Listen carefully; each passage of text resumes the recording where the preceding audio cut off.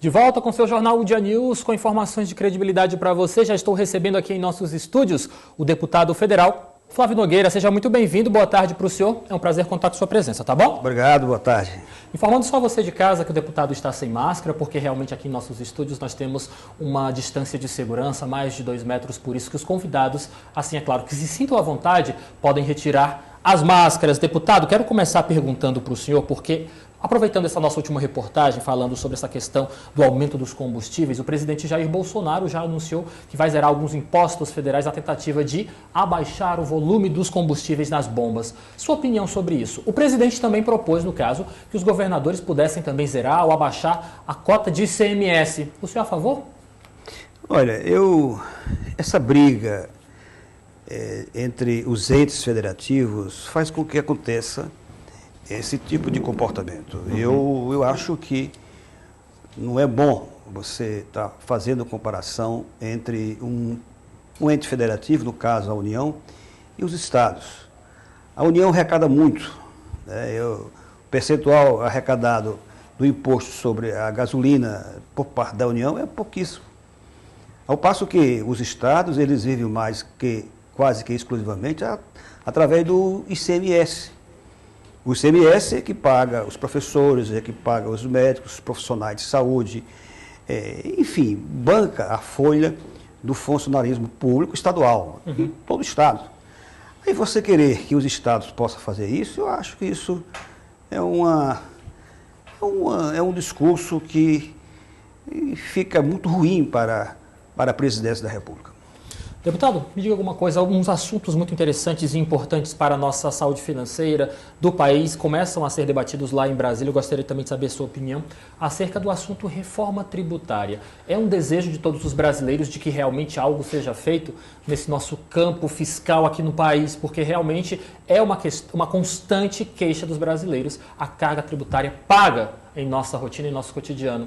O senhor é a favor de que realmente esta matéria seja logo amplamente discutida lá no Congresso? Sim, pronto, está aí uma matéria boa para se discutir perante os 3 entes da federação, a União, o estadual, os estados e os municípios. A reforma ela é importantíssima, tem muitos impostos, inclusive os federais, que podem ser, portanto, reduzidos ou então desaparecer e transformar 3 em um só imposto.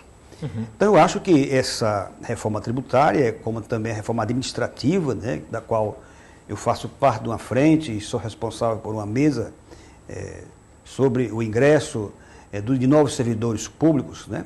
Então, eu acho que tomara a Deus que este ano seja mais proveitoso do que o outro, porque eu sei que a pandemia atrapalhou muito este país em todos os setores, principalmente as reformas, que eu sou um deputado reformista, às vezes pago caro por isso, né? Eu acho que a reforma da Previdência, ela somente não vai surtir o efeito que o governo esperava, né? Para ter a recuperação da nossa economia, que é vital. Né? Já não estava ruim antes da pandemia e agora com esse flagelo, né, da saúde fez com que diminuísse muito a nossa economia a patamares de um país que caminha para uma crise terrível em sua economia. Deputado, o senhor tocou num assunto interessante, muitos até chegam a falar de que a reforma administrativa se perdeu o interesse por essa reforma. O senhor, como membro dessa comissão que analisa esse texto, o que o senhor tem a dizer para a gente sobre o andamento desse texto tão importante proposto lá em Brasília? Não, eu acho que está mais avançada, né? Se durante os trâmites desacelerar, tudo bem, mas nós estamos lá vigilantes para que ela possa ser esse semestre debatido e o nosso propósito é que ela seja aprovada ainda nesse primeiro semestre. Com certeza esse ano nós teremos, se Deus quiser, essa reforma administrativa, salvo algum acidente de percurso. Auxílio emergencial é outro assunto que tem sido bastante debatido em Brasília. Qual o seu posicionamento acerca deste assunto? Eu acho até que não deveria ter sido suprimido, né? Deveria ter continuado. Eu não entendo, eu sou médico, né? Embora exerça atividade política e gestor há muito tempo, fui secretário de várias pastas, mas eu não entendo que se você tem esse auxílio emergencial ou qualquer auxílio, eu sei que tira do Tesouro, mas ele retorna com impostos.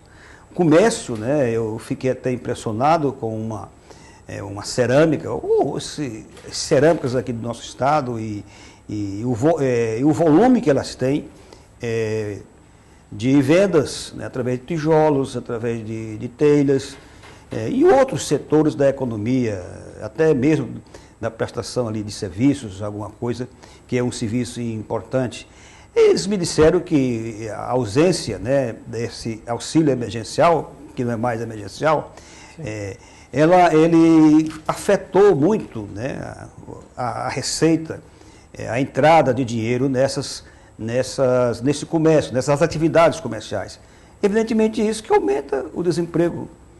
Qualquer que for o emprego, né, mesmo aquele provisório ou não, ele está diminuindo. E, portanto, eu acho necessário que nós, lá do Congresso, vamos fazer pressão para que volte esse auxílio àqueles que estão mais necessitados. Deputado, agora vamos falar um pouco de política partidária. Ontem, o ex-presidente Luiz Inácio Lula da Silva, em uma entrevista a um portal de notícias nacional, chegou a citar o nome do governador Wellington Dias como um dos possíveis presidenciáveis para 2022. O ex-presidente Lula chegou a afirmar que gostaria de ver Wellington Dias como candidato a vice-presidente em uma chapa com Fernando Haddad. O que o senhor acha dessa afirmação? Bom, esse jogo aí eu não posso entrar, porque você não pode ter um presidente, candidato a presidente e o outro vice-presidente do mesmo partido, né? Eu queria até que o Wellington fosse candidato a presidente da República.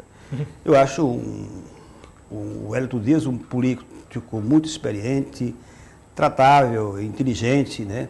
Você vê, hoje ele é uma expressão nacional, fruto do seu trabalho e nesse seu relacionamento agora entre os governadores e o próprio ministro da Saúde, ele tá sim diminuindo muito essa crise e indiretamente ajudando o próprio Ministério da Saúde com a sua facilidade, com a facilidade que ele tem de ser um político de diálogo. Então, acredito que o governador Wellington Dias, sendo candidato a presidente da República, seria um bom partido para qualquer partido político. Alguns partidários aqui do estado do Piauí, os políticos de bastante renome em nosso estado, criticam a antecipação das eleições de 2022. Outros defendem porque realmente são pontos que devem ser tratados com antecedência para evitar surpresas nas campanhas políticas. O senhor já está se organizando com suas bases para 2022? Não, isso aí a gente fica sempre atento toda hora, né? O que eu acho é que assim, os cabeças de chapa, né, quem vai ser candidato a governador, e isso já está muito polarizado aqui, eu acho que isso não é bom, porque atrapalha muito as administrações municipais, o próprio governo do estado e lá em cima, né, e que também tem muitos interesses aí em volta. Então eu acho que nós não devemos antecipar ou fazer questão, eu sou do lado A ou sou do lado B, porque isso atrapalha, e principalmente, repito, os nossos prefeitos que necessitam do apoio de todos os políticos do estado do Piauí, de todos aqueles que têm mandato, senador, deputado federal, o próprio governador. Como é que o senhor também avalia? Nós temos noticiado constantemente o interesse do prefeito de Teresina, doutor Pessoa, buscando cada vez mais a bancada federal lá em Brasília, atrás de recursos, atrás de parcerias para o desenvolvimento de Teresina. Como é que o senhor avalia essa tratativa de doutor Pessoa em buscar a bancada federal? É algo natural? É algo que já era esperado por conta da posição que ele ocupa? Ele está fazendo o que os outros fizeram para trás. Sem a ajuda da bancada federal, de fato fica difícil, né, um governante como do porte aqui de Teresina, que tem muitos problemas, né? Você vê agora esse período chuvoso aí, estão as artérias todas abertas, buracos, e um problema sério de Teresina que nunca foi resolvido, que é o problema das galerias. Não tem sentido uma obra que se arrasta aí há muitos anos, dezenas, está lá ainda por ser feita, né, ali na região leste, como também ali para do Mucambinho. Enfim, eu posso citar aqui várias regiões, zonas da capital aqui do Piauí, que precisam fortemente de construção de galerias, que ao longo do tempo não foi exatamente esse o foco principal das gestões anteriores, embora seja aí uma crítica construtiva. Deputado, mas o prefeito de Teresina tem se focado justamente em procurar apoio para a questão de construção de hospitais. O senhor, como profissional da área da saúde, o senhor acredita que a saúde de Teresina precisa realmente ganhar esse reforço? Mas eu acho que aqui tem tanto hospital, né? Você vê em cada posto desse aí, em cada bairro quase tem um hospital. Eu acho que se aparelhar, especializá-lo, seria mais fácil e seria melhor, né? Um plano de saúde melhor. Eu acho que tem outras coisas, como eu falei agora, as galerias, né, que trazem muita doença, que vão para os hospitais. Então, fazer primeiro a prevenção, né, de regiões que precisam de tratamento de saneamento, para depois a gente pensar, é um pensamento meu, de estar construindo mais hospital. Se você quer fazer um hospital da mulher, tira um desses hospitais que tem aí do município e transforma ali num hospital especializado da mulher, um setor de pediatria. Tem muito hospital, dá para a gente trabalhar nesse sentido, se eu fosse eu, prefeito de Teresina, como eu não sou. Deputado, muito obrigado pela sua participação, uma excelente tarde para o senhor, até o nosso próximo encontro, tá bom? Obrigado, é um prazer sempre estar aqui com vocês. Nós que agradecemos, boa tarde. Boa tarde.